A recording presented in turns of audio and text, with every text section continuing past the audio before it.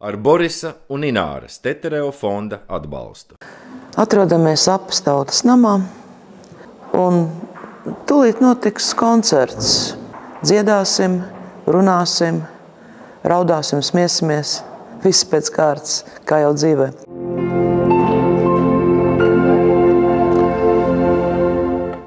Jau 3 gadus strādāju ar cilvēkiem no Sociālās integrācijas valsts aģentūras.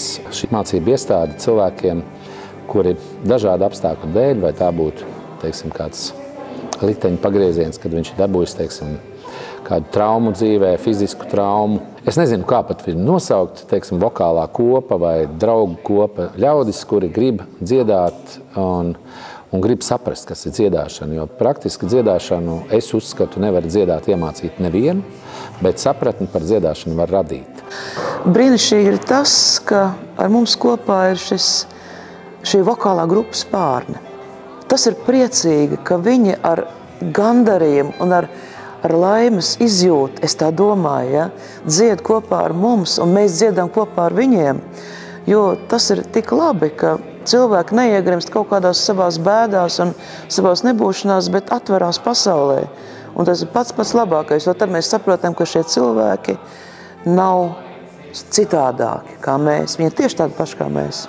Tetereva pārim izstāstījām šo ideju, ka mēs vēlētos braukt apkārt pie ļaudīm, kas dzīvo nevis, teiksim, citadelēs kaut kur, bet dzīvo laukos, kas ir, pie kuriem vispār neviens nebrauc, kur nekas nenotiek kultūras namos un tā tālāk. Un viņi padomāja un viņi piekrita tam visam. Un ārkārtīgi forši tas ir, jo mēs to darām tāpēc, ka mēs gribam palīdzēt seniem cilvēkiem viņu nebūt nevieglajās dienās.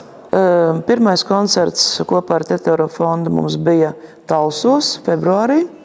Otrais koncerts mums bija vakar Burtniekos. Arī, gan Talsos, gan Burtniekos bija ārkārtīgi sirsnīgi koncerti. Un tie cilvēki, viņi atvērās un viņi dziedāja ar mums līdzi. Un tā bija tā kā balva mums visiem, ka mēs esam uz vienu kamertoņu.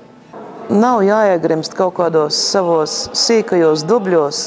Ir jāatcerās, ka virs mums ir gaišas debesis, kuras vienmēr būs gaišas, jo mēs tās tādas padarīsim.